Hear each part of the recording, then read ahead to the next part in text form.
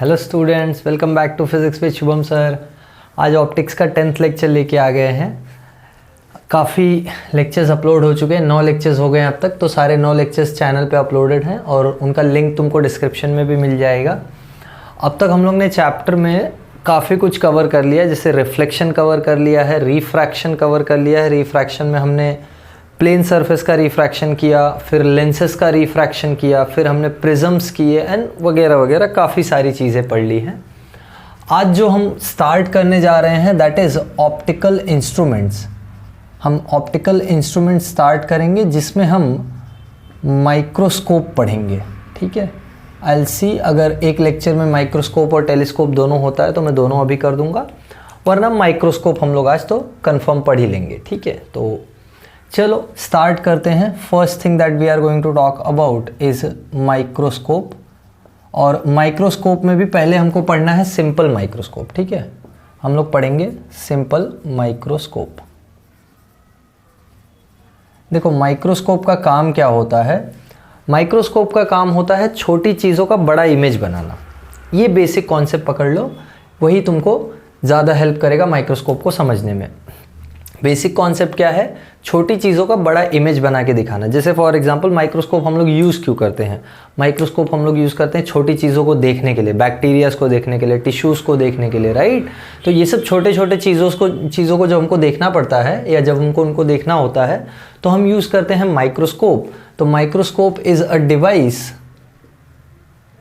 Device which makes a magnified image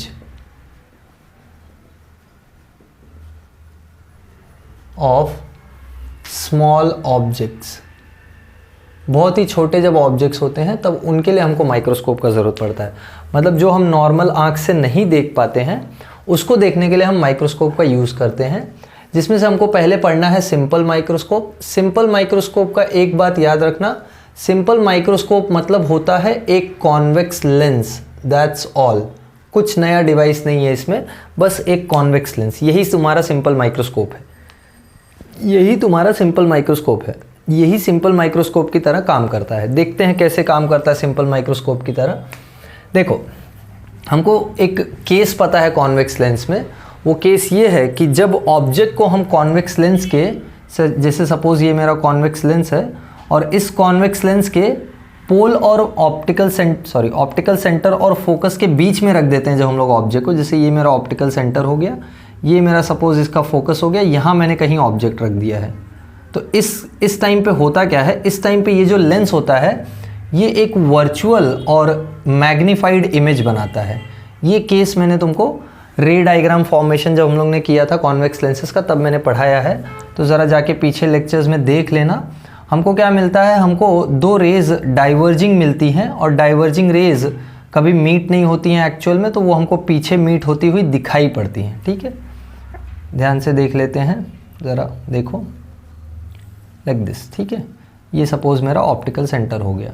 तो ये दोनों रेज़ डाइवर्जिंग हैं, ये आगे जाके मीट नहीं करेंगी, तो पीछे ये मीट होती हुई दिखाई पड़ेंगी। जहाँ ये पीछे मीट होती हुई दिखाई पड़ेंगी वहाँ अपना ये इमेज फॉर्मेशन हो जाएगा। और ये इमेज हमको क्लियरली दिखाई पड़ रहा है since the rays are not actually meeting, so they are appearing to meet and they are forming a virtual erect and magnified image. देखो इधर ये वर्चुअल इरेक्ट और मैग्नीफाइड इमेज बन गया, समझा। तो देखो हुआ क्या, हुआ ये कि अपना ऑब्जेक्ट था छोटा सा, उसी का हमने एक मैग्नीफाइड इमेज बना लिया है। ये अगर मेरा ऑब्जेक्ट ए बी है, ध्यान से देखो, तो ये उसकी इमेज बन गई ए डैश बी डैश, और ये इमेज कैसी है, मैग्नीफाइड है। इसी को हम बोलते हैं सिंपल माइक्रोस्कोप। इसी को सिंपल माइक्रोस्कोप या इसी को कॉन्वेक्स लेंस का माइक्रोस्कोप एक्शन बोलते हैं। मतलब कॉन्वेक्स लेंस एक माइक्रोस्कोप की तरह काम करता है इस वाले केस में। बाकी सारे रे डायग्राम्स तुमको मालूम है कहाँ क्या होता है। हम लोग यही वाला एक रे डायग्राम कंसिडर कर रहे हैं क्योंकि इस वाले रे डायग्राम में जो इमेज होती है वो वर्चुअल और सीधी बनती है। अब देखो तुमने देखा होगा सबको यूज़ करते हुए मैग्नीफाइंग ग्लासेस, याद है मैग्नीफाइंग ग्लासेस का नाम सुना है कभी। वो देखो जैसे कोई एक बुक है जिसमें बहुत छोटे छोटे लेटर्स लिखे हैं और उनको तुमको पढ़ना है। अरे मूवीज़ में देखा होगा ना तुमने, वो किसी चीज़ को डिकोड कर रहे हैं। बहुत मूवीज़ देखते हो तुम लोग भी, शर्लॉक होम्स देखा है तो देखे रहोगे। शर्लॉक होम्स में वो हमेशा एक मैग्नीफाइंग ग्लास लेके घूमता है, उसको क्लूज देखने होते हैं तो वो मैग्नीफाइंग ग्लास से देखता है क्यों मैग्नीफाइंग ग्लास से दिखता है? क्योंकि जो क्लूज हैं वो छुपे हुए हैं, वो बहुत छोटे हैं, तो उनको है ना मैग्नीफाई करके उनकी इमेज बड़ी हो जाती है, तो वो इमेज को देखता है एक्चुअल में।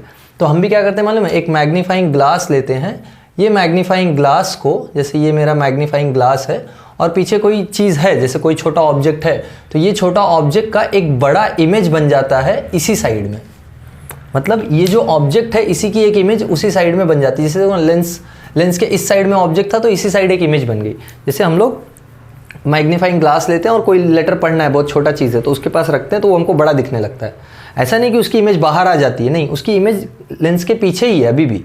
तो यही वाला वो केस है। हम लेंस को जानबूझ के नज़दीक रखते हैं। नज़दीक रखने से होता क्या है, लेंस जब नज़दीक होगा ऑब्जेक्ट के तो ऑब्जेक्ट फोकस और ऑप्टिकल सेंटर के बीच में आ जाएगा। ये तुम्हारा फोकस, ये तुम्हारा ऑप्टिकल सेंटर।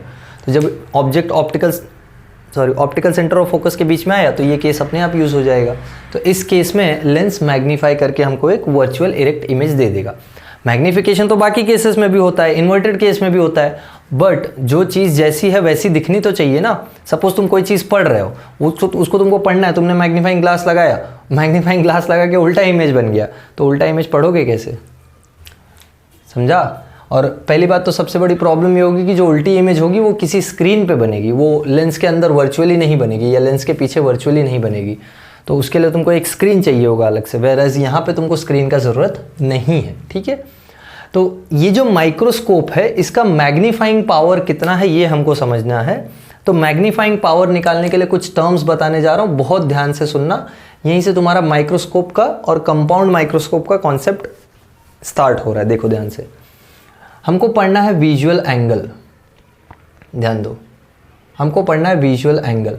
विजुअल एंगल क्या होता है? Visual angle is angle made by object और इमेज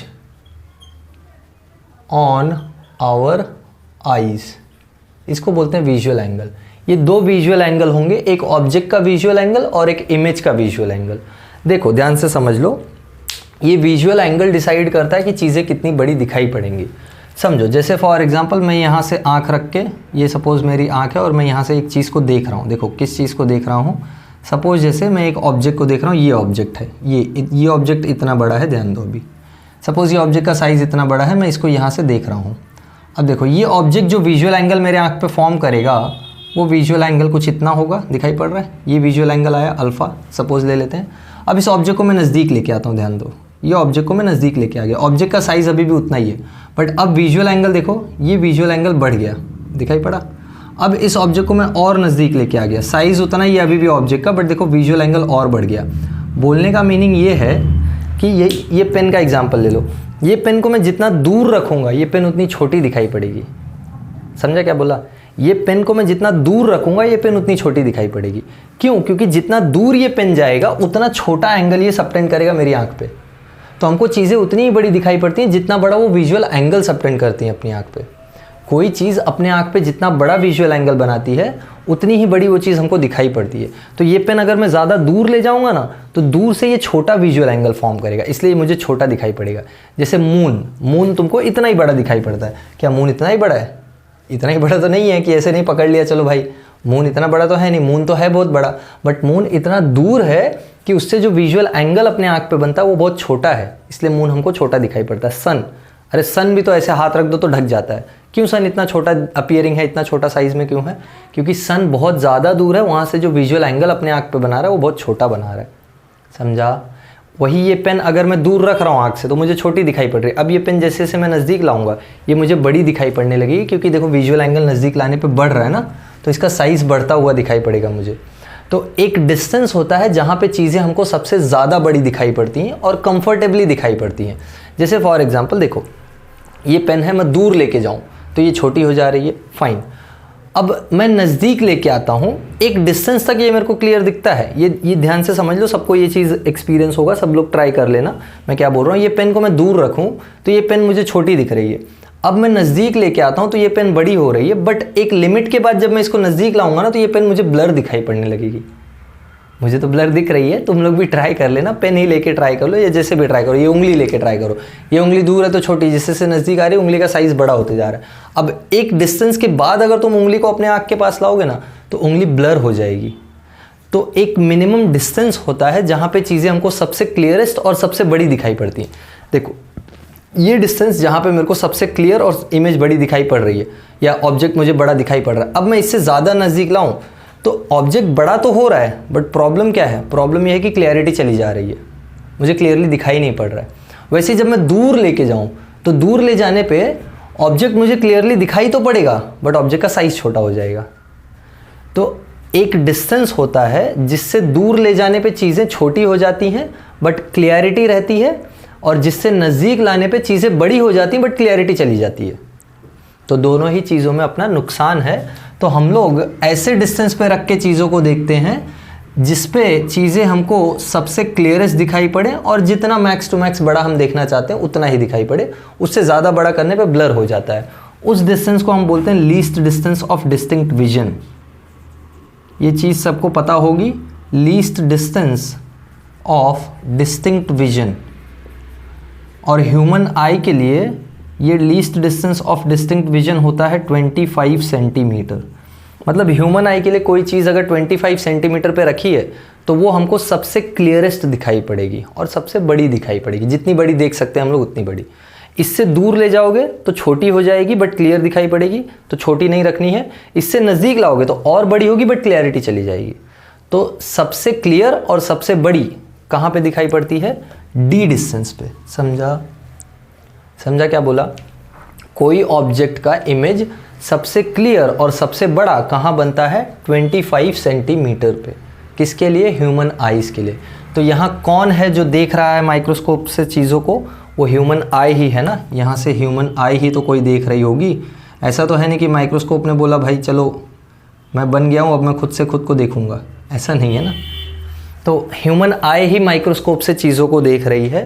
तो ह्यूमन आई के लिए ये सारी डिस्टेंसेस हम लोग कंसिडर करेंगे, और ह्यूमन आई के लिए ये डिस्टेंस है 25 सेंटीमीटर। तो जो विजुअल एंगल हम लोग कंसिडर करते हैं ऑब्जेक्ट के लिए, वो विजुअल एंगल हम हमेशा 25 सेंटीमीटर वाला कंसिडर करेंगे। मतलब 25 सेंटीमीटर पे रख के ये जितना विजुअल एंगल बनाएगा वो अपने लिए काम का है। देखो विजुअल एंगल दूर रखने पे भी बना रहा है, कोई प्रॉब्लम नहीं है। छोटा विजुअल एंगल बना रहा है तो साइज़ छोटा हो जा रहा है, क्लियरिटी है साइज़ खराब हो जा रहा है या साइज़ छोटा हो जा रहा है। नज़दीक लाने पे और विजुअल एंगल को बड़ा कर सकते हैं, बट विजुअल एंगल बड़ा होने पे क्लियरिटी चली जा रही है। इसको तुम एकदम आँख के नज़दीक रख दो तो ये इसका देखो विजुअल एंगल बढ़ गया, दिखाई पड़ रहा है, ये देखो विजुअल एंगल बढ़ गया, इतना विजुअल एंगल आ रहा है मेरे आँख पे, बट क्लियरिटी चली गई ना। तो 25 सेंटीमीटर पे विजुअल एंगल का जो साइज़ है वो परफेक्ट है अपने लिए, क्योंकि वहाँ पे ऑब्जेक्ट सबसे बड़ा और सबसे क्लियर दिखाई पड़ता है। समझा? तो इसलिए हम डी लेते हैं, least distance of distinct vision. तो अगर मैं ऑब्जेक्ट के लिए डिफाइन करूँ visual angle subtended by object, तो उसको हम बोलते हैं alpha, which is visual angle subtended by object.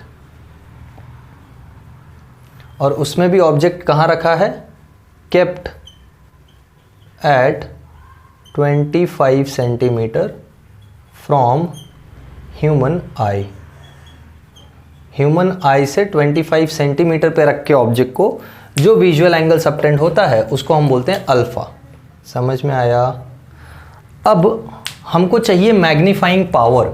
तो ये जो लेंस है ये इसी विजुअल एंगल को जितना बड़ा कर देगा वही मेरा मैग्नीफाइंग पावर हो जाएगा। जैसे फॉर एग्जांपल ये पेन या एज एन ऑब्जेक्ट ये पेन सपोज कुछ विजुअल एंगल अल्फा बना रही है, और इसी की इमेज माइक्रोस्कोप का यूज़ करके इसी की जो इमेज बन रही है वो सपोज विजुअल एंगल बना रही है बीटा। तो बीटा अल्फा से जितना बड़ा होगा वही मेरा मैग्नीफाइंग पावर होगा। समझा सिंपल वर्ड्स में? अरे देखो सिंपल मैग्निफिकेशन क्या होता है, लीनियर मैग्निफिकेशन का बात करूं तो ये ऑब्जेक्ट का साइज समझ लो जैसे 6 सेंटीमीटर या सपोज 10 सेंटीमीटर है, ठीक है। 10 सेंटीमीटर इस मार्कर का साइज है। इसकी इमेज बने जो 20 सेंटीमीटर की बने, तो मैग्निफिकेशन कितने का हुआ, 2 टाइम्स का हुआ ना। वैसे ही सपोज ये 10 सेंटीमीटर का ऑब्जेक्ट कुछ विजुअल एंगल बना रहा है, इसकी जो इमेज बने वो इसका डबल विजुअल एंगल बनाए, तो भी तो मैग्निफिकेशन डबल हो गया ना। समझा क्या? तो यहां बस मैग्निफिकेशन हम एंगल के टर्म्स में बात कर रहे हैं। बेसिक डिफरेंस समझ में आया? हम मैग्निफिकेशन का एंगल के टर्म्स में बात कर रहे हैं। तो एंगल के टर्म्स में एक एंगल हमको पता है कि ये ऑब्जेक्ट का साइज बता रहा है अल्फा। अब यही मुझे इमेज के लिए मिल जाए तो इमेज का एंगल अपॉन ऑब्जेक्ट का angle, that would be my magnifying power. तो अगर मुझे बीटा निकालना है तो बीटा कैसे मिलेगा, ज़रा ध्यान से देखो। बीटा निकालने के लिए what I will need is, पहले अल्फा निकाल लेते हैं, या ठीक है चलो पहले अल्फा फाइंड आउट कर लेते हैं फिर बीटा फाइंड आउट करते हैं। हमने देखो हमने ह्यूमन आई से ऑब्जेक्ट को कुछ डिस्टेंस पे रखा हुआ है, तो कितना एंगल ये सबटेंड कर रहा है ध्यान से देखो। ये जो डिस्टेंस है d और ये जो साइज़ है इसको मैं बोल देता हूँ हाइट ऑफ ऑब्जेक्ट, ध्यान दो, इसको मैं बोल देता हूँ हाइट ऑफ ऑब्जेक्ट। ये मेरा एंगल अल्फ़ा है, ध्यान दो, ये हाइट ऑफ ऑब्जेक्ट हो गया, ये डिस्टेंस d हो गया। तो tan अल्फ़ा क्या हो जाएगा बोलो, tan अल्फ़ा मैं यहाँ से निकालूँ, यहाँ मैं निकालूँ tan alpha will be equal to opposite upon adjacent यानी HO/d। अब ज़रा ध्यान से सोच के बताओ, जो हम लोग माइक्रोस्कोप यूज़ करें वो कौन से ऑब्जेक्ट्स के लिए यूज़ करें? क्या मैं इस पेन को देखने के लिए माइक्रोस्कोप यूज़ करूँगा? मैं तो नहीं यूज़ करूँगा। पेन को देखने के लिए मैग्नीफाइंग ग्लास यूज़ करोगे क्या? नहीं।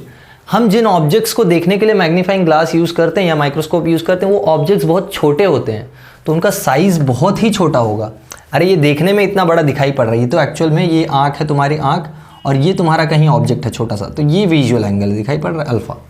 अरे ऑब्जेक्ट बहुत छोटा होता है। हम बैक्टीरियाज को देखने के लिए यूज़ करते हैं माइक्रोस्कोप, हम छोटे छोटे लेटर्स को देखने के लिए यूज़ करते हैं जिनका साइज़ मिलीमीटर से भी नीचे होता है। तो इस केस में since HO is very very small और alpha is very very small, तो इसको हम नियरली लिख सकते हैं अल्फ़ा। ये समझा सबको अप्रॉक्सीमेशन? ये 2-3 बार मैं यूज़ कर चुका हूँ चैप्टर में, ध्यान रखना। tan अल्फ़ा या अल्फ़ा का वैल्यू हमको क्या मिलता है, HO/d। Is that clear? समझ में आ गया बोलो? ठीक है चलो वैसे ही बीटा निकाल लेते हैं। देखो ये ह्यूमन आई है और ये तुम्हारा इमेज है, तो इमेज कितना एंगल सबटेंड कर रहा है? इमेज एंगल सबटेंड कर रहा है बीटा, यही बीटा मेरे को निकालना है। बीटा कैसे मिलेगा ध्यान दो, जैसे ये जो डिस्टेंस है, ये डिस्टेंस को मैं क्या बोलूँगा, इमेज डिस्टेंस v, और ये जो डिस्टेंस है इसको मैं क्या बोलूँगा, इसको बोलूँगा ऑब्जेक्ट डिस्टेंस u। ये ऑब्जेक्ट रखा है, यहाँ इमेज बनी है, इजंट इट? अच्छा इसको मैं फिर से क्या बोलूँगा, हाइट ऑफ ऑब्जेक्ट, इसको मैं क्या बोलूँगा, हाइट ऑफ इमेज। समझा? अब देखो मुझे tan बीटा निकालना है, तो tan बीटा को मैं HI/v भी ले सकता हूँ और HO/u भी ले सकता हूँ। क्या ले सकता हूँ? HI/v भी ले सकता हूँ और HO/u भी ले सकता हूँ। तो मैं क्या करूँगा, मैं HO के टर्म्स में लिखूँगा ताकि बीटा बाई अल्फ़ा करने में HO कैंसिल हो जाए। तो हम लोग tan बीटा यहाँ से निकालते हैं, tan beta will be equal to HO/-u। अब ये माइनस साइन कहाँ से आ गया, परेशान हो जाओगे तुम लोग। तो माइनस साइन इसलिए आया है क्योंकि ये साइन कन्वेंशन है, या ठीक है चलो माइनस साइन हटा देते हैं, तुमको कंफ्यूजिंग लग रहा है तो फिलहाल के लिए हम इसको HO/u लेके चलते हैं। ठीक है देखो इधर ये HO/u अपना tan बीटा आ गया। अब ज़रा सोच के बताना मुझे, बीटा क्या बड़ा होगा या छोटा होगा? बीटा क्या बड़ा होगा या छोटा होगा? समझ लेते हैं कैसे बीटा बड़ा या छोटा होगा, या बड़ा ही होगा या छोटा ही होगा, देख लेते हैं। जैसे फॉर एग्जांपल यहाँ जो ऑब्जेक्ट है उसको समझते हैं हम लोग। ये ऑब्जेक्ट का साइज़ जो है वो मिलीमीटर से भी छोटा है। हम बहुत छोटे लेटर्स को देखने के लिए यूज़ कर रहे हैं ना, हम बहुत छोटे लेटर्स को देखने के लिए यूज़ कर रहे हैं। तो लेटर्स का जो इमेज बनता है, क्या वो इमेज लेट्स से सपोज मैंने एक छोटा सा लेटर देखा जो लेट्स से 0.05 मिलीमीटर के साइज़ का है, तो ये मैग्नीफाई करेगा ना, तो मैग्नीफाई करके तुमको 10 मीटर का इमेज नहीं बना के देगा। अरे मैग्नीफाई करके ज़्यादा से ज़्यादा ये तुमको 0.5 मिलीमीटर का इमेज बना के दे देगा, 10 गुना बड़ा। 10 गुना बड़ा करने पे भी साइज़ 0.5 मिलीमीटर ही है। अगर तुम्हारा हाइट ऑफ ऑब्जेक्ट 0.05 मिलीमीटर है और हाइट ऑफ इमेज 0.5 मिलीमीटर है, तो भी देखो 10 गुना मैग्नीफिकेशन मिला है तुमको। लेकिन अपने आँख के लिए ये दोनों ही छोटे हैं अभी भी। बस ये फ़र्क होगा कि ये हम देख नहीं पा रहे थे, ये हम देख पा रहे हैं, बस ये फ़र्क होगा। समझा? ये हम देख नहीं पा रहे थे, ये हम देख पा रहे हैं, बस इतना ही फ़र्क होगा। या चलो अगर तुम 100 गुना भी मैग्नीफिकेशन, या चलो 10 गुना मैग्नीफिकेशन को मैं ऐसे ले लेता हूँ, 0.1 मिलीमीटर 1 मिलीमीटर। 0.1 मिलीमीटर का चीज़ हम नहीं देख पा रहे थे, हम 1 मिलीमीटर का चीज़ देख पा रहे हैं, तो मैग्नीफिकेशन 10 गुना हो गया। बट 1 मिलीमीटर भी तो अपने लिए बहुत छोटा है ना। तुम सोच सकते हो 1 मिलीमीटर कितना बड़ा होता है? It is very very small. तो ये जो साइज़ ऑफ इमेज आया है ये भी अभी भी 1 मिलीमीटर का है, तो इसका जो एंगल बनेगा वो तो और ही छोटा, वो अभी भी छोटा ही बनेगा। मतलब जैसे ये तुम्हारा ह्यूमन आई है, तो यहाँ पे ये देखो 1 मिलीमीटर, ये 1 मिलीमीटर से बहुत ज़्यादा मैंने बना दिया है। समझा क्या? ये है, ये देखो एंगल बना, दिखाई पड़ रहा है? ये अल्फ़ा बहुत छोटा है, ये अल्फ़ा बहुत ज़्यादा छोटा है। सो सिंस बीटा बहुत ज़्यादा छोटा है, so since beta is very very small, tan beta will be nearly equal to beta. समझ में आ गया? तो तुमने दो चीज़ें निकाली, अल्फ़ा और बीटा। अब तुम मैग्नीफाइंग पावर निकालोगे, therefore magnifying power will be beta upon alpha. Beta क्या है? बीटा है HO/U डिवाइडेड बाय अल्फ़ा क्या है? HO upon D। HO cancel, D ऊपर आ जाएगा, U नीचे, D/U। ये मैग्नीफिकेशन का फॉर्मूला आ गया, या मैग्नीफाइंग पावर का फॉर्मूला आ गया। ये सिंपल माइक्रोस्कोप का मैग्नीफाइंग पावर है।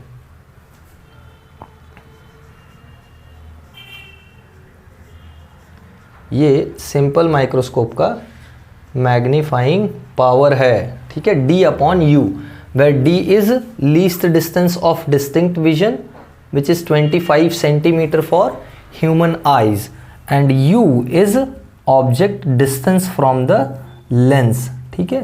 तो ये बहुत इंपॉर्टेंट फॉर्मूला हमने डिराइव किया है।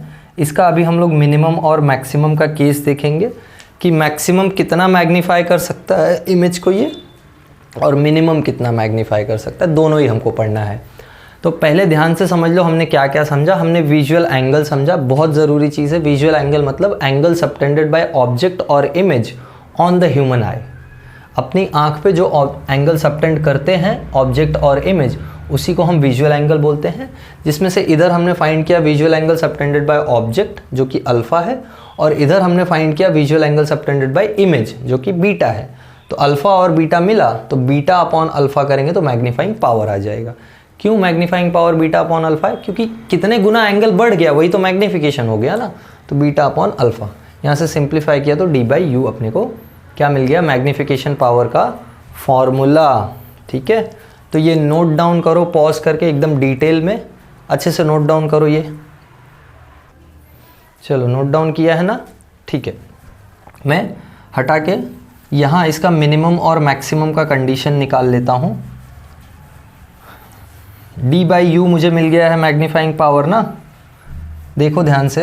ये D/U का यूज़ करके हम लोग मिनिमम और मैक्सिमम का कंडीशन निकाल लेते हैं। आई होप तुमने नोट डाउन कर लिया था। नोट डाउन तो कर ही लिया होगा ना। नहीं किया है तो पीछे जाओ, पॉज करके नोट डाउन करो, कोई बड़ी बात नहीं है। देखो तुम जब तक खुद से नोट्स नहीं बनाओगे तुमको कभी कुछ नहीं समझेगा फिजिक्स में। Let me tell you very clearly, मैं कुछ ऐसा डीमोटिवेट नहीं कर रहा हूँ, मैं तुमको बता रहा हूँ क्या सिचुएशन है। तुमको कोई भले ही तुमको कोई कितना भी बोले कि हाँ तुमको सब आ जाएगा, बट समझ लो जो सिचुएशन है। मैं कुछ ऐसा गलत बात नहीं बता रहा हूँ, जो सच है वो बता रहा हूँ। साइंस लिया है तो थोड़ा मेहनत तो करना पड़ेगा ना, बिना मेहनत के साइंस नहीं होगा यार, जो है साफ बात है। ऐसे दूसरे को ब्लेम करके कि ये नहीं हो रहा है, ऐसे नहीं हो रहा है, तुम जब खुद से पढ़ाई चालू करोगे तभी कुछ होगा, अदरवाइज़ नहीं कुछ होने वाला है, ठीक है। चलो माइक्रोस्कोप हम लोग कर रहे हैं, जिसमें सिंपल माइक्रोस्कोप हमने किया है। इसका मैग्नीफाइंग पावर हमने निकाल लिया है। मैग्नीफाइंग पावर कितना आया है? मैग्नीफाइंग पावर आया है D/U, ठीक है। ये मैग्नीफाइंग पावर आ गया है। अब मुझे मैक्सिमम और मिनिमम मैग्नीफिकेशन निकालना है। तो फर्स्ट केस 1, चलो काले पेन से लिखता हूँ, black marker. What I was saying, हाँ, मैक्सिमम मैग्नीफिकेशन। मैक्सिमम मैग्नीफिकेशन, देखो मैक्सिमम मैग्नीफिकेशन क्या होगा? मैक्सिमम मैग्नीफिकेशन के लिए अगर ऑब्जेक्ट को मैंने U डिस्टेंस पे रखा है तो इमेज कहाँ पे हमको सबसे बड़ी दिखाई पड़ेगी? देखो ह्यूमन आई के लिए चीज़ें सबसे बड़ी कहाँ दिखाई पड़ती हैं? अभी समझाया ना, D पे, 25 सेंटीमीटर पे। तो जब इमेज D पे फॉर्म हो जाएगी तब इमेज हमको सबसे बड़ी दिखाई पड़ेगी।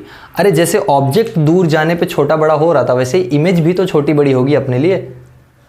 इमेज मतलब कौन सी इमेज का बात कर रहा हूँ मैं? जो लेंस बना के दे रहा है, उसकी वजह से आँख जो इमेज बनाएगा वो अलग बात है। मैं लेंस की इमेज की बात कर रहा हूँ। लेंस की इमेज जो बनेगी वो भी तो एक ऑब्जेक्ट ही हो गई ना अपने लिए, वो भी तो एक ऑब्जेक्ट ही हो गई ना अपने लिए, क्योंकि वो वर्चुअल इमेज है।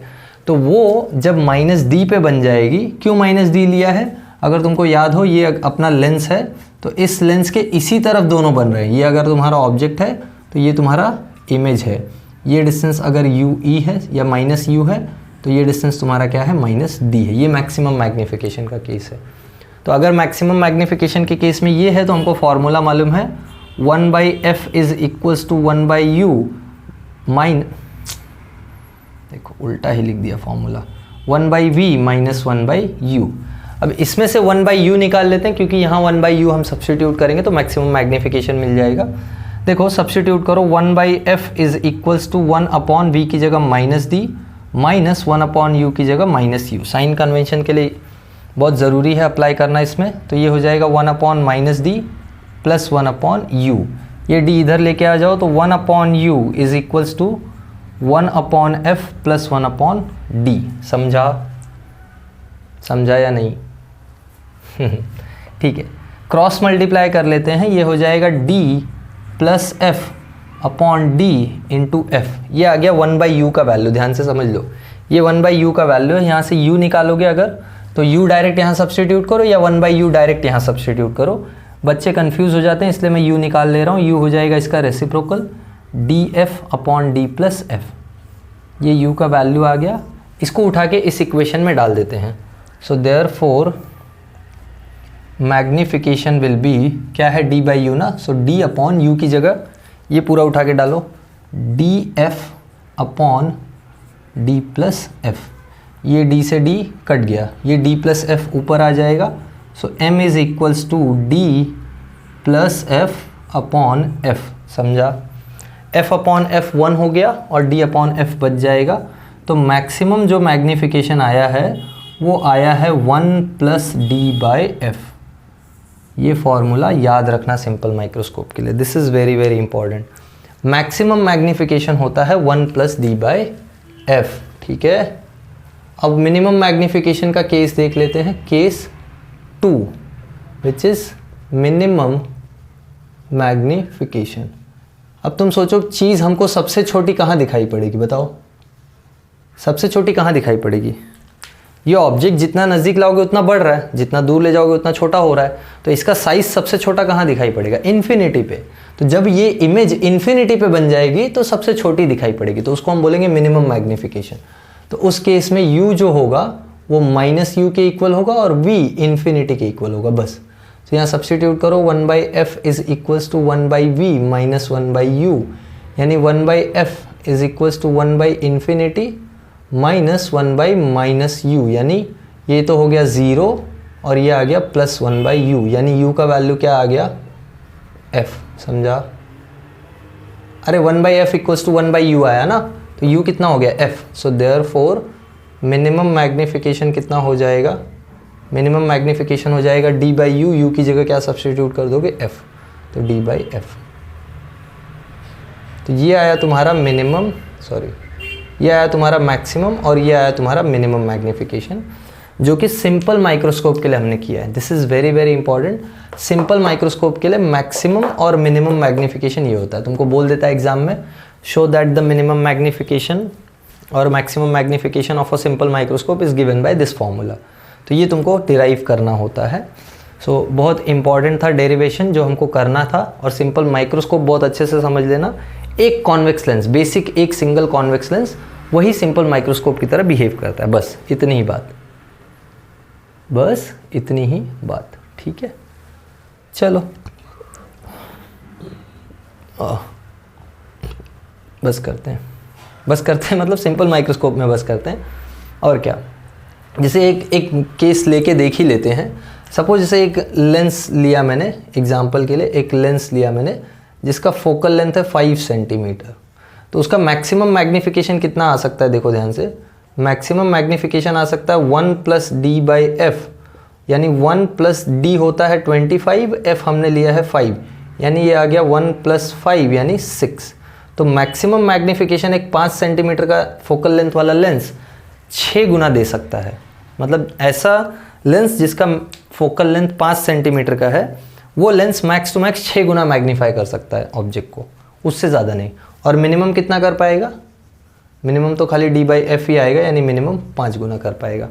तो मिनिमम 5 गुना, मैक्सिमम 6 गुना मैग्नीफिकेशन दे सकता है एक सिंपल माइक्रोस्कोप तुमको। ठीक है, वो भी किस केस में?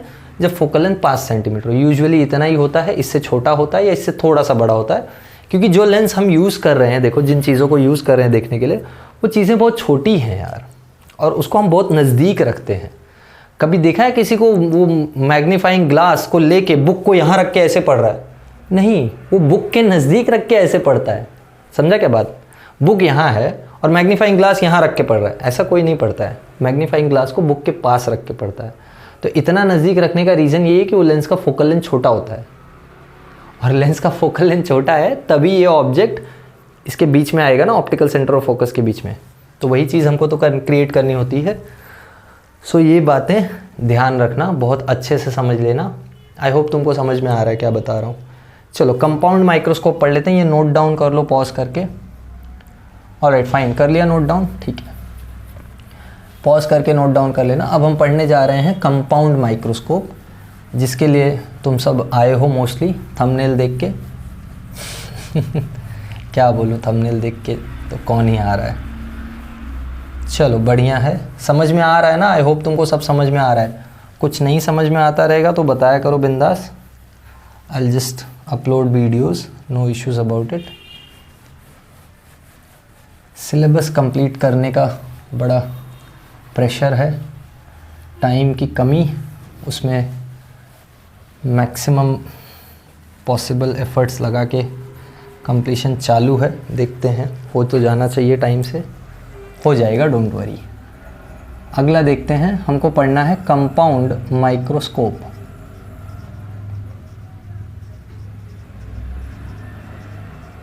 कंपाउंड माइक्रोस्कोप क्या है? अभी जो सिंपल माइक्रोस्कोप हमने पढ़ा ना, वो सिंपल माइक्रोस्कोप की तरह ही एक लेंस यहाँ होगा जो सिंपल माइक्रोस्कोप का काम करेगा, बस उसके अलावा हम एक और एक्स्ट्रा लेंस लेके आएंगे। अब दो लेंसेज हैं यहाँ पे जिनको अपने को समझना है, ध्यान से देखो।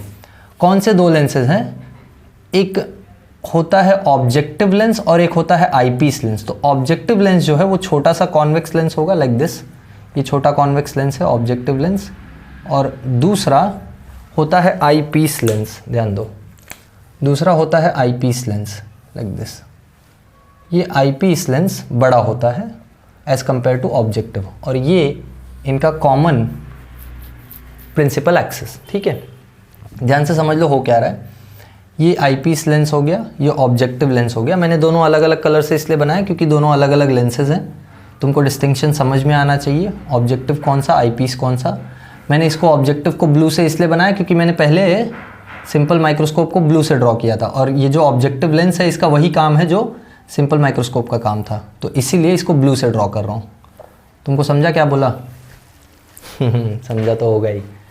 मैं इसको इसलिए ब्लू से ड्रॉ कर रहा हूँ क्योंकि इसका वही काम है जो सिंपल माइक्रोस्कोप का काम था, और सिंपल माइक्रोस्कोप को मैंने ब्लू से ड्रॉ किया था, बस इसीलिए इसको भी मैं ब्लू से ड्रॉ कर रहा हूँ। ठीक है, तो ये आ गया मेरा लेंस। ध्यान दो, अभी इसमें होता क्या है, इमेज फॉर्मेशन कैसी होगी ध्यान से समझ लेते हैं। ये इसका ऑप्टिकल सेंटर, ये इसका ऑप्टिकल सेंटर।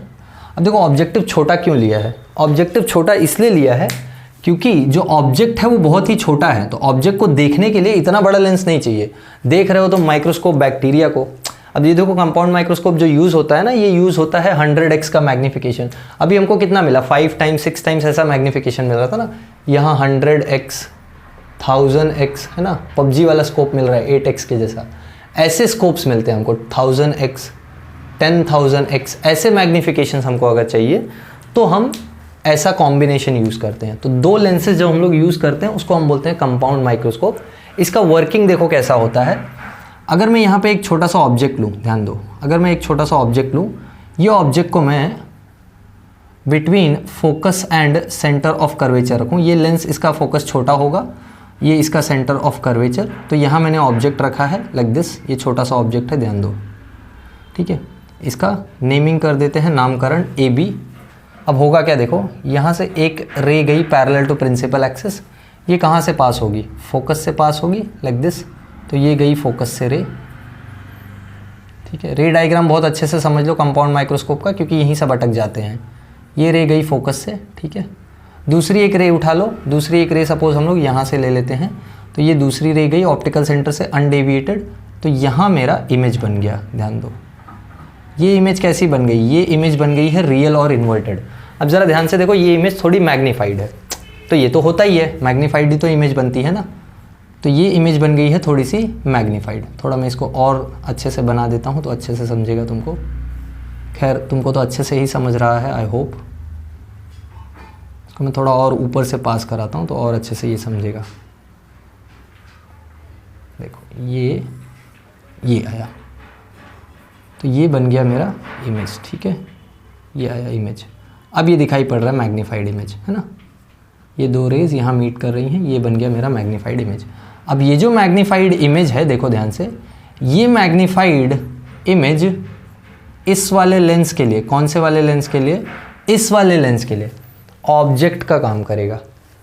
सुना क्या बोला, ये जो मैग्नीफाइड इमेज बनी है पहले वाले लेंस से, ऑब्जेक्टिव लेंस से, ये आई पीस के लिए इमेज का काम करेगी।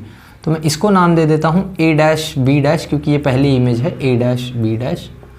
अब ये इसके लिए ऑब्जेक्ट का काम करेगी, और ये लेंस हमने बड़ा इसलिए लिया है ताकि इसका फोकल लेंथ बड़ा हो, और इसका फोकल लेंथ बड़ा होगा तो ये जो इमेज बनी है ये इस वाले लेंस के, ये वाला जो लेंस है इसके फोकस और ऑप्टिकल सेंटर के बीच में लाई करेगी। ध्यान देना, ये फोकस ऑफ ऑब्जेक्टिव है, ये फोकस ऑफ आईपीस है। बहुत छोटा छोटा लिख दिया है, दिखाई पड़ रहा है कि नहीं, आई होप दिखाई पड़ रहा है। ये आईपीस का फोकल लेंथ है, ये आईपीस का फोकस है, और ये ऑब्जेक्टिव का फोकस है। तो ये ऑब्जेक्ट, सॉरी, ये जो इमेज बनी है ए डैश बी डैश, ये इस वाले लेंस के ऑप्टिकल सेंटर और फोकस के बीच में आ गई। तो फिर से क्या होगा, सिंपल माइक्रोस्कोप वाला एक्शन याद है। तो सिंपल माइक्रोस्कोप क्या कर रहा था, इसका एक वर्चुअल इमेज बना देता है, वर्चुअल और इरेक्ट इमेज। तो ये कहाँ से पास करेगा, ये फोकस से पास करेगा लाइक दिस, ऐसे, और ये एक दूसरी रे ले लेते हैं ऐसे। ये दोनों रेज डाइवर्ज होती हुई दिखाई पड़ रही हैं क्लियरली। तो अगर ये डाइवर्जिंग रेज हैं तो ये कहीं मीट नहीं करेंगी, और हमको एक वर्चुअल इमेज मिलेगा कहाँ, सेम साइड में, जैसे अपने को सिंपल माइक्रोस्कोप में मिला था। ठीक है, जैसे हमको सिंपल माइक्रोस्कोप में मिला था उसी तरह से हमको यहाँ भी एक वर्चुअल इमेज मिलेगा। ये दोनों डाइवर्जिंग रेज हैं, तो ये दोनों यहाँ कहीं पीछे मीट होती हुई दिखाई पड़ेंगी, जिससे हमको एक इमेज मिलेगा। समझा, ये दोनों रेज यहाँ कहीं डाइवर्जिंग हैं, तो ये हमारा वर्चुअल इमेज बन गया फाइनल वाला। ये आया A double dash B double dash. समझा बात, बोलो समझा या नहीं, बोलो रे डायग्राम समझा या नहीं, बता दो जल्दी, बोल दो, बोल दो हाँ सर समझ गया, बोल दो। कैसे समझोगे या कैसे बोलोगे, बोलोगे ऐसे कमेंट में बता दो कि सब समझा या नहीं रे डायग्राम। ठीक है, तो ये दोनों रेस डाइवर्जिंग हैं, तो ये दोनों रेस पीछे मीट होती हुई दिखाई पड़ेंगी, और पीछे अपना इमेज बन जाएगा जो कि वर्चुअल, इरेक्ट और मैग्नीफाइड होगा। अब ज़रा ध्यान से समझो, ये जो इमेज बनी है, ये जो तुम्हारा एक्चुअल ऑब्जेक्ट है इसकी इन्वर्टेड इमेज बनी है। देखो ध्यान से, जो एक्चुअल ऑब्जेक्ट है इससे इन्वर्टेड इमेज बनी है इसके कंपैरिजन में। तो इसलिए हम लोग जो कंपाउंड माइक्रोस्कोप यूज़ करें, कभी बायो लैब वेब में जाओगे ना तो एक कंपाउंड माइक्रोस्कोप रखा होता है, कॉम्प्लेक्स सा दिखने वाला, है ना, मतलब ऐसा उसका वो होता है प्रॉपर, ऐसा स्टेबल एक वो रखा होता है, इसका स्टैंड होता है जिसपे एक लेंसेज होते हैं, दो तीन नीचे लेंसेज लगे होते हैं। अरे जाना बायो लैब में देख लेना, या किसी मूवी में साइंटिस्ट को काम करते हुए देखा होगा तो वही होता है। वो साइंटिस्ट मतलब वो हमेशा माइक्रोस्कोप में ऐसे देखते रहते हैं, तो वही माइक्रोस्कोप का बात कर रहा हूँ मैं। तो देखो हुआ क्या, रे डायग्राम समझ लो। ऑब्जेक्टिव लेंस के लिए ये ऑब्जेक्ट को मैंने ऑप्टिकल सेंटर से दूर रखा, सॉरी, फोकस और सेंटर ऑफ कर्वेचर के बीच में रखा। ये मेरा सेंटर ऑफ कर्वेचर, ये मेरा फोकस। तो फोकस और सेंटर ऑफ कर्वेचर के बीच में रखा, तो एक रियल इन्वर्टेड मैग्नीफाइड इमेज मेरे को मिल गई on this side of the lens. ये real inverted magnified image objective के लिए ऑब्जेक्ट का काम कर रही है। अब ये ऑब्जेक्टिव के लिए अगर फोकस और ऑप्टिकल सेंटर के बीच में पड़ेगी तो ऑब्जेक्टिव लेंस फिर से एक वर्चुअल इमेज बना देगा, जिससे मेरे को फाइनली एक इरेक्ट इमेज मिल जाती है। ठीक है, तो अब इस केस में मुझे मैग्नीफाइंग पावर निकालना है। अब ज़रा ध्यान से देखो, ये जो डिस्टेंस है जहाँ पे इमेज बनी है इसको मैं बोलूँगा image distance of objective lens, और ये जो डिस्टेंस है इस इमेज का आईपीस से, इसको मैं बोलूँगा इमेज डिस्टेंस फॉर आईपीस। कोई प्रॉब्लम, कोई भी प्रॉब्लम है तो बताओ। इसको मैं बोलूँगा ऑब्जेक्ट डिस्टेंस फॉर आईपीस, हाँ या ना। अरे देखो ना, ये आईपीस लेंस से ऑब्जेक्ट का डिस्टेंस है, ये ऑब्जेक्टिव लेंस से इमेज का डिस्टेंस है। समझा, तो ये दो चीज़ें हमको पता चल गई हैं। और ये जो फाइनल, ये वाला जो बड़ा वाला डिस्टेंस है, इसको मैं बोलूँगा V of eyepiece, image distance from eyepiece ना, हाँ या ना, बोलो बोलो बोलो, यस, फाइन। अब फिर से अल्फ़ा और बीटा हमको चाहिए होंगे, तो अल्फ़ा निकालने का तो फॉर्मूला अभी भी वही है, या अल्फ़ा निकालने का ट्रिक वही है अभी भी।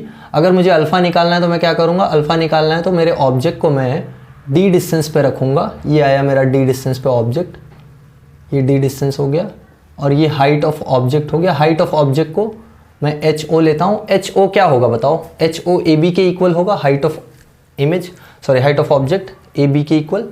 तो ये हाइट ऑफ ऑब्जेक्ट में ले लेता हूँ एच ओ, जिसको मैं ए बी लेता हूँ। मेरा ऑब्जेक्ट ए बी था ना, और ये डी है, तो ये जो मेरा एंगल बन रहा है ये tan alpha, so tan alpha will be equal to H O by D और ए बी बाई डी। समझा या नहीं, बोलो हाँ या ना, बोलो एच ओ बाई डी, ठीक है।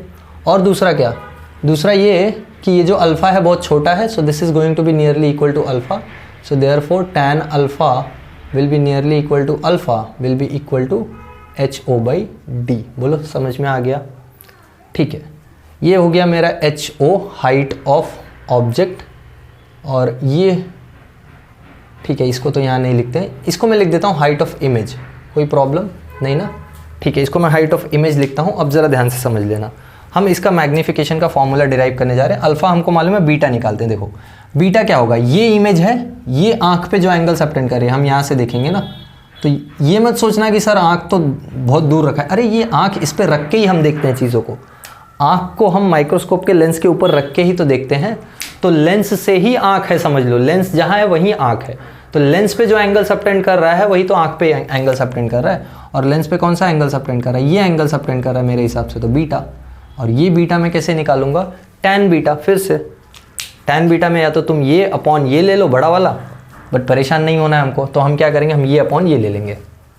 तो टैन बीटा क्या हो जाएगा, tan beta will be equal to H I upon U E. समझा, बोल दो समझाए बोल दो समझाए, H I by U E ना, यस और नो। और ये नियरली इक्वल टू किसके हो जाएगा, बीटा के। अब बोलोगे सर ये क्या बात है, फिर वही बात ये कि सपोज जैसे मैंने एक बैक्टीरिया को मैग्नीफाई करके देखा, बैक्टीरिया को माइक्रोस्कोप में डाल के देखा। बैक्टीरिया का जो साइज होता है हाइट ऑफ ऑब्जेक्ट, वो अगर of the order of 10 power -6 metre है और 10 पावर -9 मीटर है, जो कि बैक्टीरिया का यूजुअल साइज होता है माइक्रोमीटर नैनोमीटर में। तो अगर बैक्टीरिया का ये साइज है, चलो सपोज मैंने ये बैक्टीरिया के लिए 10⁻⁹ माने के लिए 10,000 गुना मैग्नीफिकेशन कर लिया, 10,000 टाइम्स का मैग्नीफिकेशन कर लिया, तो भी मुझे जो साइज मिलेगा हाइट ऑफ इमेज, फाइनल जो हाइट ऑफ इमेज मिलेगी, वो नियरली 10⁻⁻5 मीटर होगी। ये तो अभी भी बहुत छोटा है। तो अगर जैसे -9 वाला, चलो ठीक है, अगर नहीं कोप अप कर पा रहे हो, ये वाला ले लेते हैं -6 वाला। चलो -6 के लिए अगर सपोज मैंने 1000x का मैग्नीफिकेशन लिया, तो भी मुझे इमेज 10⁻³ मीटर में मिलेगी, यानी नियरली मिलीमीटर में मिलेगी।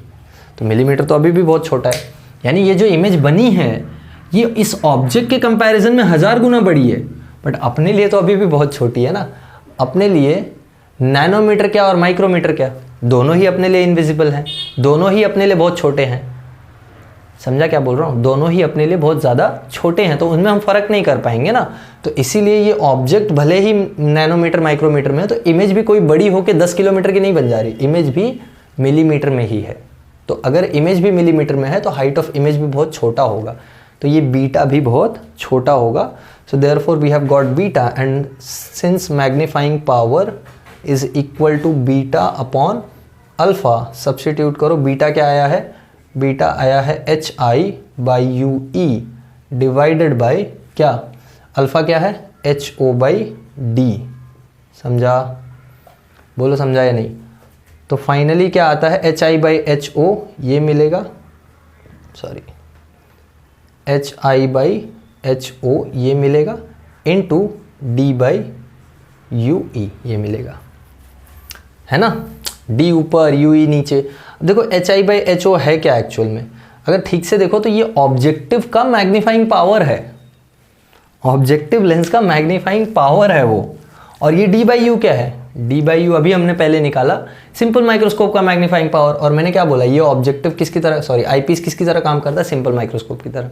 तो ये एक्चुअल में सिंपल माइक्रोस्कोप या आईपीस का मैग्नीफाइंग पावर है। तो जो टोटल मैग्नीफाइंग पावर आया है, therefore magnifying power of the compound microscope is equal to magnifying power of objective into magnifying power of eyepiece. तो यहाँ दोनों का मैग्नीफाइंग पावर मल्टीप्लाई हो जाता है, इसीलिए कंपाउंड माइक्रोस्कोप के पास इतना ज़्यादा मैग्नीफिकेशन आता है। जैसे समझो, ध्यान दो, जैसे सपोज ये वाला लेंस मैग्नीफिकेशन करता है समझो 6 गुना, ये वाला लेंस 6 गुना मैग्नीफिकेशन करता है, ठीक है, 6 गुना, सिंपल सा 6 गुना ले रहा हूँ, और ये सिंपल माइक्रोस्कोप सपोज मैग्नीफिकेशन करता है 10 गुना। तो अब दोनों का मैग्नीफिकेशन ऐड होकर 16 गुना नहीं होगा, दोनों का मैग्नीफिकेशन मल्टीप्लाई होकर 60 गुना हो जाएगा, दोनों का मैग्नीफिकेशन मल्टीप्लाई होकर 60 टाइम्स हो जाएगा। ये एडवांटेज है कंपाउंड माइक्रोस्कोप में, दोनों मैग्नीफिकेशन वैल्यूज, दोनों लेंसेज का जो मैग्नीफिकेशन है वो मल्टीप्लाई हो रहा है, यानी ये जितने गुना बढ़ा रहा है और ये जितने गुना बढ़ा रहा है, इमेज और ऑब्जेक्ट में टोटल उतने गुना का फर्क है। So this is compounding, size compound हो रहा है। सो कंपाउंड होने के वजह से मैग्नीफिकेशन फॉर्मूला अपना ये मिलता है कंपाउंड माइक्रोस्कोप का। फिर से यहाँ पे सेम कहानी होगी, मैक्सिमम मिनिमम मैग्नीफिकेशन हमको निकालना पड़ेगा। तो ध्यान से समझ लो होता क्या है। सबसे पहले ये ऑब्जेक्टिव लेंस एक real inverted and magnified image बना देता है। यहाँ पे मैं चाहिए तो लिख देता हूँ, ऑब्जेक्टिव और आईपीस कर क्या रहे हैं, objective makes a real inverted and magnified image, ठीक है। देन आईपीस ये क्या करता है, eyepiece makes a virtual inverted and magnified image. ये याद रखना बातें, तुमको रे डायग्राम याद रखने में काम आएंगी। ये 2 बातें याद रखना, ऑब्जेक्टिव लेंस रियल इन्वर्टेड और मैग्नीफाइड इमेज बनाएगा, वेयर एज आईपीस लेंस क्या बनाएगा, बोलो, eyepiece lens virtual erect and magnified image बनाएगा, या वर्चुअल इन, अरे यार देखो गलती कर दिया, वर्चुअल इमेज कभी इन्वर्टेड नहीं हो सकती है, virtual erect and magnified image, ठीक है। ये करता है अपना आईपीस लेंस। तो अब मैक्सिमम और मिनिमम मैग्नीफिकेशन निकाल के देखते हैं कि कितना आ रहा है मैक्सिमम और मिनिमम मैग्नीफिकेशन। फिर मैं तुमको लेंथ ऑफ माइक्रोस्कोप का फॉर्मूला दे देता हूँ, ठीक है। ये नोट डाउन किया है, किया या नहीं, चलो नोट डाउन कर लो अच्छे से, पॉज करके नोट डाउन करो, ओके ठीक है। मैं हट गया था ताकि तुम पॉज करके नोट डाउन कर लो। ये रे डायग्राम मैं हटा रहा हूँ, रे डायग्राम ही इसमें इंपॉर्टेंट होता है। तुमने अगर रे डायग्राम बना दिया तो तुम्हारी आधी तकलीफ दूर, तुम उसको देख देख के ही चीज़ें कर लोगे। देखो रे डायग्राम मिटाना नहीं चाहिए था मुझे, अभी length of telescope sorry length of microscope बताने में काम आता। चलो कोई नहीं, फिर से बना लेंगे। देखो हमको मैक्सिमम मैग्नीफिकेशन का जो वैल्यू मिला है वो MO इंटू ME है ना। तो इससे अगर मैं बात करूं, मैग्नीफिकेशन मिला है MO इंटू ME।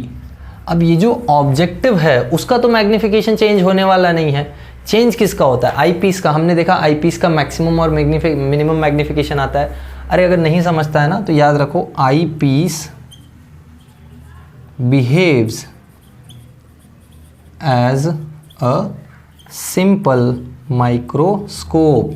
तो अगर तुमको सिंपल माइक्रोस्कोप के बारे में पता है तो आई पीस में परेशानी नहीं आएगा। आई पीस का जो भी चीज़ है वो सिंपल माइक्रोस्कोप जैसा होगा। तो आई पीस तुम्हारा सिंपल माइक्रोस्कोप की तरह बिहेव करता है, ये बात याद रखो बस।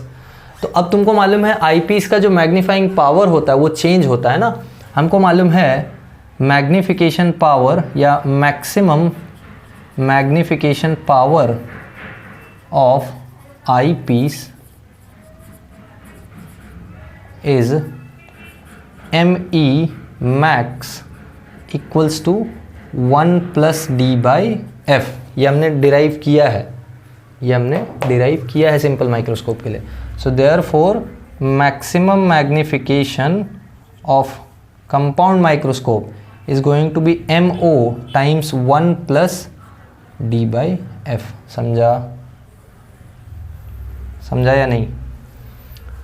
MO times 1 plus D by F, या यहीं पे चाहिए तो तुम MO को HI by HO times 1 plus d/f भी लिख सकते हो, ठीक है। वैसे ही हमको मालूम है since minimum magnification power of eyepiece is ME minimum equals to d/f, तो सब्सटीट्यूट करोगे तो माइक्रोस्कोप का मिनिमम मैग्निफिकेशन क्या आ जाएगा, कंपाउंड माइक्रोस्कोप का, वो आ जाएगा MO इंटू d/f या HI/HO टाइम्स d/f, ये आ गया मिनिमम मैग्निफिकेशन। तो मैक्सिमम मिनिमम दोनों हमने डिराइव कर लिए हैं for compound microscope, for compound microscope, ठीक है। समझ में आ गया? बोलो माइक्रोस्कोप का सब कुछ समझ में आया? ठीक है। माइक्रोस्कोप में एक और चीज़ बता देता हूँ, वो है लेंथ ऑफ माइक्रोस्कोप। देखो लेंथ ऑफ माइक्रोस्कोप क्या होता है।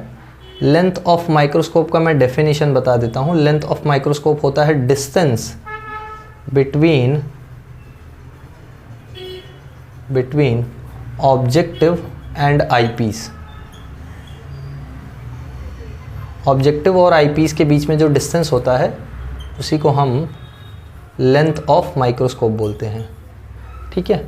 तो अब लेंथ ऑफ माइक्रोस्कोप निकालने के लिए ज़रा ध्यान से समझ लो कंस्ट्रक्शन। ये अगर मेरा ऑब्जेक्टिव लेंस था और ये मेरा आईपीस लेंस था, ठीक है, तो मुझे ये डिस्टेंस निकालनी है ना, यस और नो। तो ज़रा ध्यान से देखो, यहाँ मैंने ऑब्जेक्ट रखा था, इसका यहाँ एक रियल इन्वर्टेड इमेज बना था, तो टोटल डिस्टेंस क्या होगा, ये मुझे मालूम है। ये क्या था, ये था VO ऑब्जेक्टिव के लिए इमेज डिस्टेंस, और ये क्या था, ये था UE आईपीस के लिए ऑब्जेक्ट डिस्टेंस। तो क्लियरली दिखाई पड़ रहा है लेंथ ऑफ टेलीस्कोप क्या हो जाएगा, VO प्लस UE। ये लेंथ ऑफ टेलीस्कोप का, सॉरी, लेंथ ऑफ माइक्रोस्कोप का फॉर्मूला है। वेरी वेरी वेरी इंपॉर्टेंट, इस पे क्वेश्चंस मिलते हैं तुमको, तो ये चीज़ याद रखना। ये ऑब्जेक्टिव, ये आईपीस, तो ऑब्जेक्टिव से आईपीस का जो डिस्टेंस है, यहाँ मॉड क्यों लगाया मालूम है ना, UE नेगेटिव होगा इसलिए मॉड लगाया है। डिस्टेंस है ना, अरे नेगेटिव ले लोगे तो सब्ट्रैक्ट हो जाएगा, तो डिस्टेंस निकालना है ना टोटल, तो दोनों ऐड करना पड़ेगा, इसलिए हमने मॉड लगा दिया है। तो ये माइक्रोस्कोप के बारे में सब कुछ हमने पढ़ लिया है जो हमको पढ़ना होता है। माइक्रोस्कोप से रिलेटेड कुछ भी छूटा नहीं है, सिंपल माइक्रोस्कोप हो, कंपाउंड माइक्रोस्कोप हो, जो भी हो। तो ये मैं एक लेक्चर सिर्फ माइक्रोस्कोप पे रख रहा हूँ। इसके बाद अगला लेक्चर मैं सिर्फ टेलीस्कोप पे लेके आऊँगा। डिटेल में हम टेलीस्कोप्स डिस्कस करेंगे। मैं तुमको रिफ्लेक्टिंग रिफ्रैक्टिंग दोनों टेलीस्कोप बताऊँगा। रिफ्रैक्टिंग अपने सिलेबस में है, रिफ्लेक्टिंग का थोड़ा इंट्रो है अपने सिलेबस में। So will talk about both the telescopes, ठीक है। तो आई होप तुमको जो भी आज किया है वो समझ में आया है। कुछ डाउट है अगर लेक्चर में कैसा भी है तो let me know in the comments. सब कुछ समझ में आया तो भी मुझे बताओ कमेंट्स में। So I will see you all in next video. Bye everyone, have a good day.